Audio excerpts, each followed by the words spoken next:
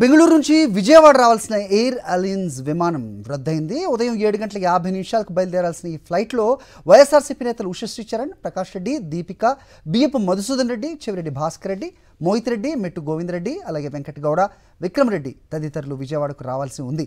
విమానం రద్దు కావడంతో వైఎస్ జగన్ అధ్యక్షతన జరిగే పార్టీ విస్తృత స్థాయి సమావేశానికి ఆ నేతలు హాజరు కాలేకపోతున్నారు.